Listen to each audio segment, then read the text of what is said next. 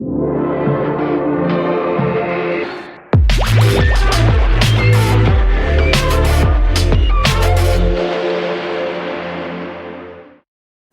funding is one of the biggest challenges faced by education innovators everywhere.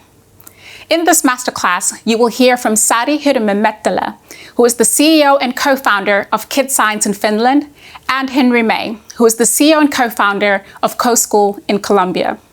Both innovators have been successful not only in raising funding for their innovations, but establishing the partnerships they need in order to scale.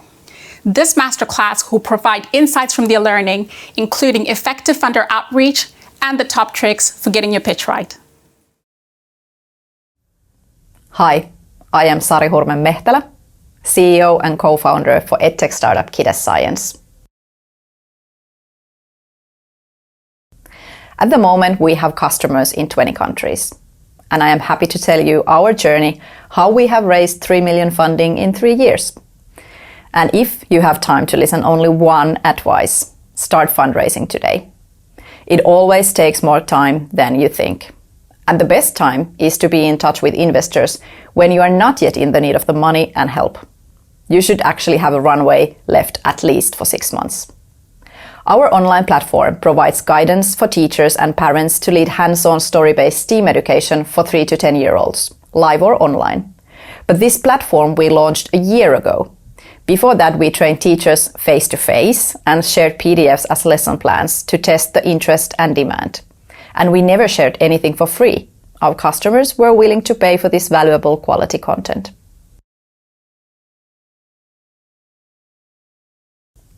I would say the big mistake is to spend a massive amount of time and money on building your product before you have tested it with the customers, especially with the ones that are willing to pay for it.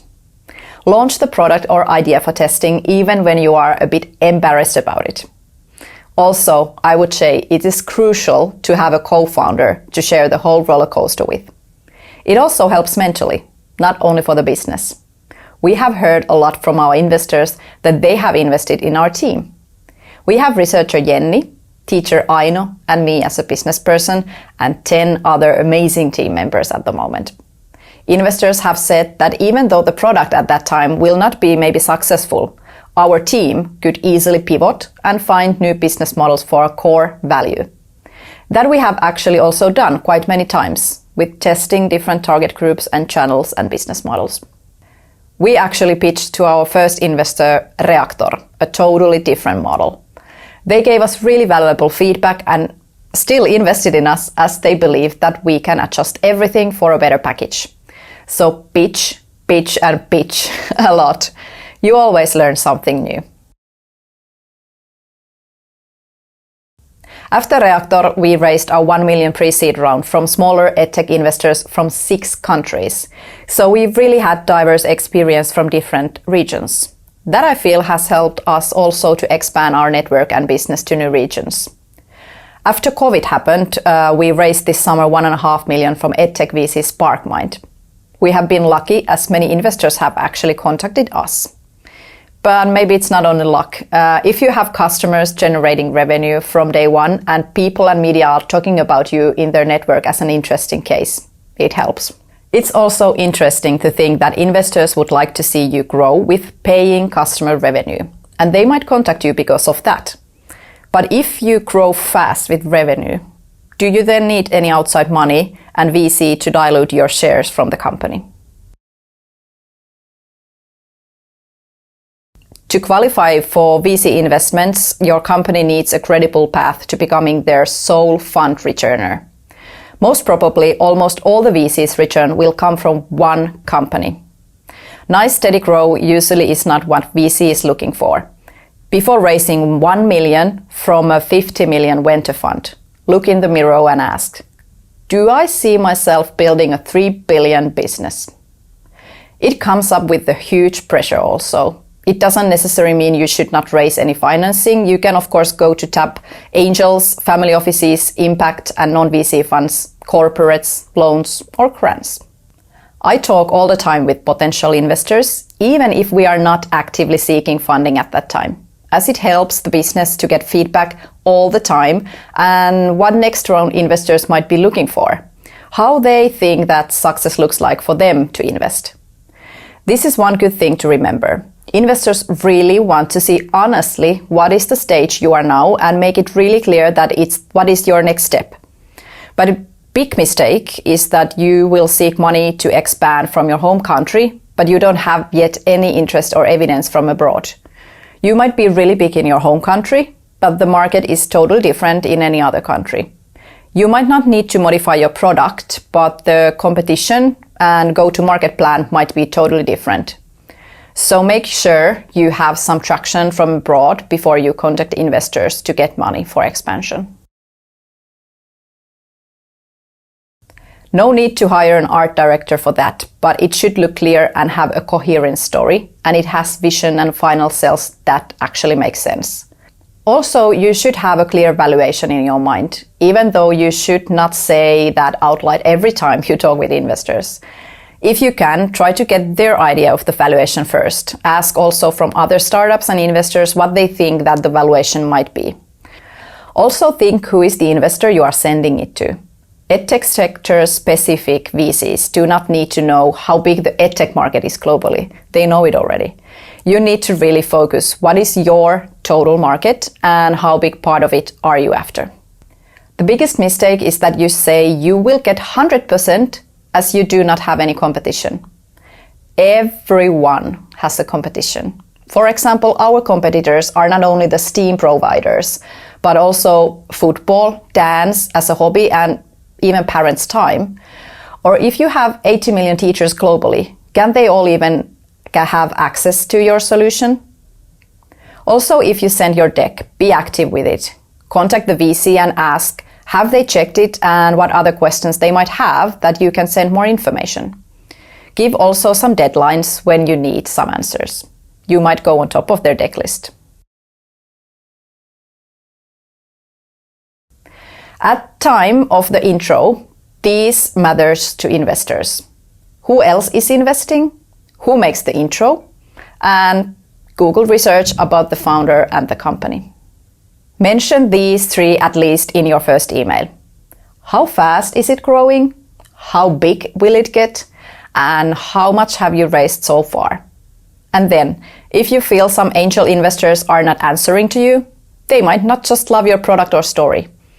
And for VCs, you might not be VC fundable, even though you have amazing product. Juri Engström from Yes VC has a really good presentation open for all about VC mindset. From that presentation, I can say to you top 3 things what perfect growth looks like an early stage VC. 1, customer generating revenue from day 1. 2, 20% month-on-month growth. 3, less than 5 million financing needed to break even. Sounds quite intimidating. I have to say that luckily EdTech field investors usually also know that the education sector is different. And at the early stage, you should contact them first. And if you are not yet familiar with different words like LTV, LP, dilution, retention, and such means, check them early enough to understand what the investor is actually talking about. You can always also bootstrap and not get any investment. It might be even better for your company. It can be mentally also much better for you. So, are you ready for the high pressure of fast growth and the VC funding path? For us, it has been. This was just our 3 years journey and some tips that hopefully helps you in your early stage funding situation. You can always contact me for more questions, and good luck for your roller coaster ride.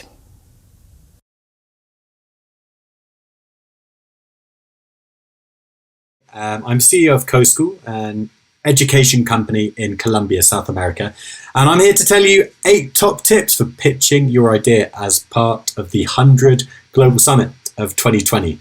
So welcome, and I hope this is a useful 8 minutes or so.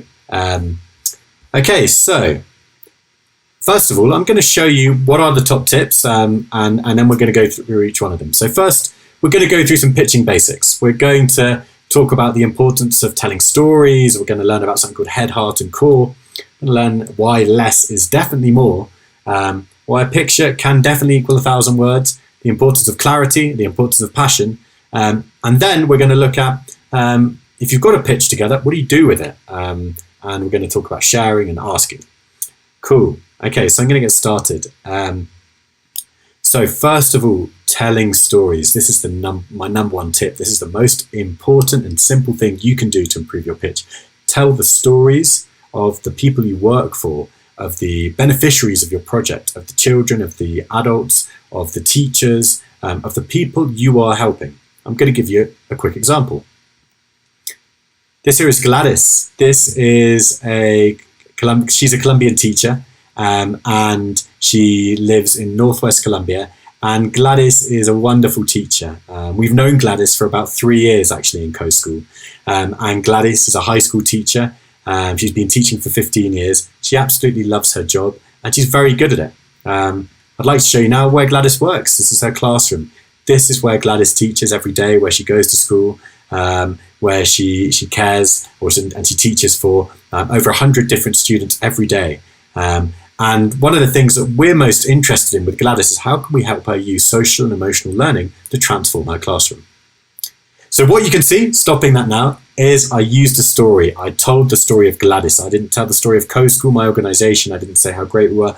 I went straight for Gladys. Let's hear about her story. Let's hear about her, telling it from a human point of view and learning about the person and really learning the details of the person. How old are they? Where are they from? What are they like doing? What's their story? We love stories, and connecting with stories is such an important thing to do when we're giving a pitch of our projects. Okay, moving on. Second tip, head, heart, and core. So this is a methodology from one of the leading TED Talk trainers in the USA, none other than my good friend, Erin Weed. So Erin has this amazing mantra, which is speak your truth. And the way that she gets many people that have done TED Talks to do this is she encourages us to think through kind of 3 spaces we want to speak from during our pitch. The head, where we talk about facts, where we talk about knowledge, where we talk about numbers and data and research. The heart, the things that we feel, the things that are important to us, the things that move us, the things that are connected to our emotions. And the core, what do we want? What's the action we want? What do we want people to do after they've seen our talk? So in the case of Coschool, if I'm talking from the head, I might say, well, there's over 300,000 teachers in Colombia, and social and emotional learning only takes place in approximately 20% of schools in Colombia. I feel, let's go to the heart. I'm not happy about this. This is not good enough. I think we need to make a change in Colombia. This is something that makes me feel sad. This is something that makes me feel angry. And it should make you feel angry too, because this means kids are not getting a chance to develop key skills that they really need for the rest of their life. And let's move to the core. What do I want? What I want to create a movement of teachers in Colombia that are developing these skills in their students, that are receiving the right training to do so. And I want you to be involved. I want you to sign up as one of our monthly donors to help us reach more teachers. Look up Erin Weed in Google. She's amazing. And this is a great strategy. Less is more. Okay, this is really important, especially in the age of Zoom and we're getting bombarded with information and distraction.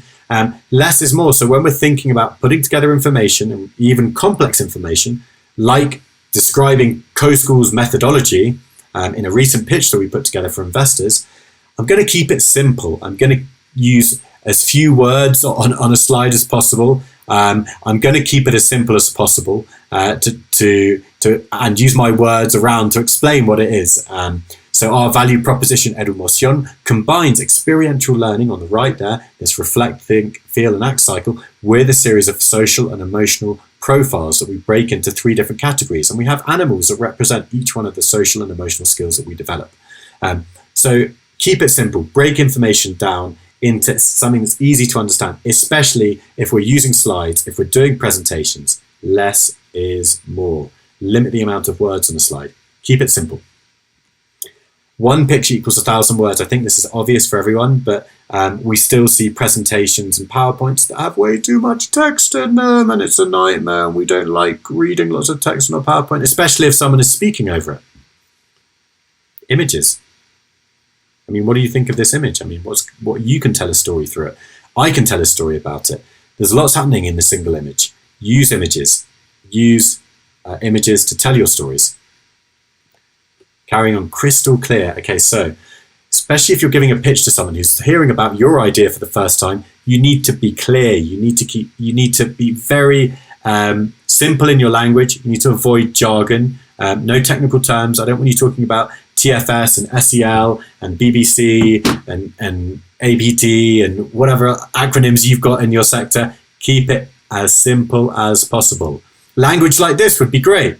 We provide secondary school teachers in rural Uganda with lesson plans for teaching STEM lessons to 12 to 16-year-olds. I get what you do. I get it. It's simple. It's just, I know where you work, who you work with, what you do, who the target audience is. Keep it simple. And yet sometimes, and I think a good challenge for all of us is to try and get our message into something that's really simple, something you could almost like write on a single sheet of paper in big letters and hold it up and go, this is what we do. Okay, simple language, and help make it easy for people to understand what you do. Passion. Okay, I'm going to run through the passion. This sounds like an obvious one, but it's a mistake that people still make. 2 examples. See if you can spot the difference. So there's a pretty interesting opportunity for social and emotional learning in Latin America at the moment. It's definitely come into the spotlight recently, and there's more and more spending on it by governments and by NGOs. And Colombia is a great place to start building an SEO business. Take 2. Right, so there's never been a better time to build a business around social and emotional learning. And I'm going to tell you 3 reasons why that is. It's currently in the spotlight. Everyone's talking about emotional well-being. It's also something that people are spending money on, so it's a viable business opportunity. And also we know that Colombia, one of the toughest countries in the world to work on these skills, is the right place to begin a business. Right, so there you go. The difference between not passionate and passionate, and I'm sure the second one was a little bit more engaging for you. So finally, into the final 2 tips. You've got to pitch together, you've kept it simple, you've used your passion, you've used images, you've thought about the head, heart and the core. What do you do with it? First of all, share it. Share it relentlessly with people. Share it with your friends, share it with your colleagues, share it with your mum and your dad.